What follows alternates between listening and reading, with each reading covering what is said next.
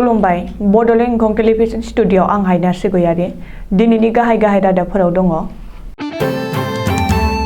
Kaziranga national पार्कआव दावबायारिफोरनि होंगो दोंगो 3 दानाव 1,20,000निबो बांसिन दावबायहैदों। IIT गुवाहाटीआव 50% फरायसानि देहायाव हरखाबै कर'ना पजिटिभ मोनदों। गुवाहाटी सेक्रेटारियेटआव रां जाख्ल'नायनि देयाव सासे सेनियर केरानिया हमजादों। नालन्दा मेडिकेल कलेजाव सा 59 डक्टरनि देहायाव कर'ना पजिटिभ। सानफ्रामबो 10,000 सुबुंनि देहायाव कर'ना पजिटिभ मोननो हागौ गिबि मन्थ्रि। दानिया फैदो आबुं रादाबाव।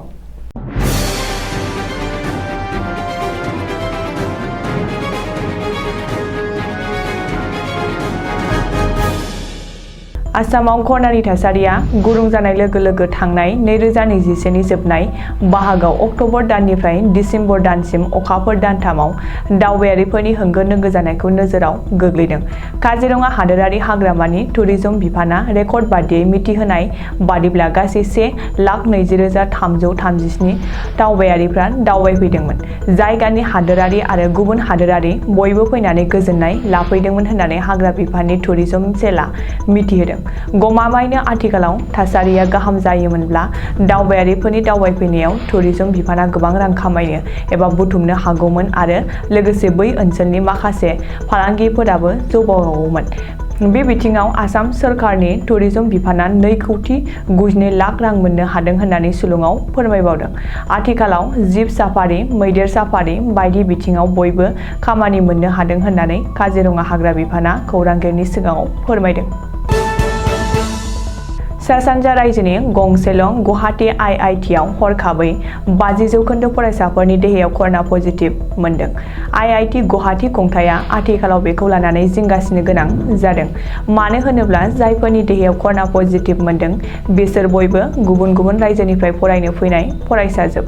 बेखायनो आथिखालाव IIT गुवाहाटी खुंथाया गुबुन रायजोनिफ्राय फैनाय फरायसाफोरखौ फैनो होथ'वाखैसै आरो जायफोर फरायसाफोरनि देहायाव कर'ना पजिटिभ मोनदों बेसोरखौ IIT गुवाहाटी केम्पासआवनो आलादायै आइसोलेसन क्वारेन्टाइनआव दोननाय जादों होननानै मिथिहोदों। नोजोर होनो गोनांदि आथिखालाव कर'नानि साग्लोबनाया गुबुन रायजोफोरजों लोगोसे आसामावबो गोबां गोख्रैयै साग्लोबबोनो एबा बांलांनो हमदों। बेखायनो गोनां जायोब्ला आसाम सोरखारा हरखाबै सिगांनि बादिनो लकडाउन फोसावफिननोबो हागौ होननानै आसामनि सावस्रि मन्थ्रि केशव महन्तआ बुंदों।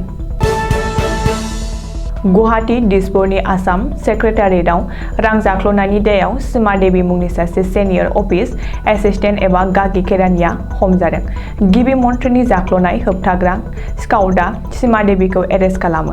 पुलिसनि सुलुङाव फोरमायनाय बादिब्ला प्लेन्स ट्राइबेल एफेयार्स बिफाननि सेक्रेटारियेटआव सेनियर अफिस एसिस्टेन्ट महरै खामानि मावनाय सीमा देवीआ 4,000 रां सासे सुबुंनिफ्राय जाख्ल'दोंमोन आरो जेब्ला पुलिसआ सीमा देवीनि बेगनिफ्राय नोगोद 90,000 रां मोननो हादों होननानै मिथिहोबावदों। बेनिफ्राय पुलिसआ रोखा जादोंदि सीमा देवीआ सासेनिफ्रायल' नङा जाख्ल'आखैमोन, बियो गोबां सुबुंनिफ्राय रां जाख्ल'दोंमोन।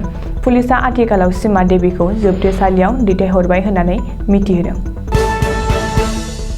बिहारनि पाटनायाव नालन्दा मेडिकेल कलेजनि गासै सा 59 डक्टरफोरनि देहायाव कर'ना पजिटिभ मोनदों। सुलुङाव फोरमायनाय बादिब्ला बिसोर गासैबो नालन्दा मेडिकेल कलेजनि डाक्टर फरायसा। बेनि अनगायैबो गासै सा 72 सुबुंफ्रा आथिखालाव नालन्दा मेडिकेल कलेज हस्पिटालाव कर'ना पजिटिभनि देहायारि जोथोन लागासिनो। ओजोंहाय जम्मु काश्मीरनि वैष्णो देवी मुलुगसोलोंसालियावबो गासै सा 140 फरायसाफोरनि देहायाव कर'ना पजिटिभ मोननाय जादों होननानै सुलुङाव फोरमायदों। आथिखालाव हादोरनाङै कर'नानि साग्लोबनाया बांबो हमदों। बेखायनो गाहाय मन्थ्रि नरेन्द्र मदिआ भारतनि साफ्रोमबो नोगोरारिखौ सांग्राङै थानो बयखौबो खावलायदों। कर'नानि थामथि दोहौखौ नोजोर होनानै आसामनि गिबि मन्थ्रि डक्टर हिमन्त बिश्व शर्माया बुंदों दि आथिखालाव थामथि दोहौआव सानफ्रोमबो 10,000 सुबुंनि देहायाव कर'ना पजिटिभ मोननो हागौ। मख'नो नांगोन दि आथिखालाव आसामनि गोबां जायगायाव कर'नानि साग्लोबनाया गमामायैनो बांलांनो हमदों। सोरखारारि सुलुङाव फोरमायनाय बादिब्ला मंगलबारखालि आसामाव कर'ना पजिटिभ केसनि अनजिमाया गासै 2,197 सा दंमोन। दासिमाव गासै सा 6.27 लाखसिम जाहैबाय आरो कर'नाजों गासै सा 6,170 सुबुंनि जिउ खहा जाबाय। दिनैनि रादाबा एसेनोसै, गोजोन्थों।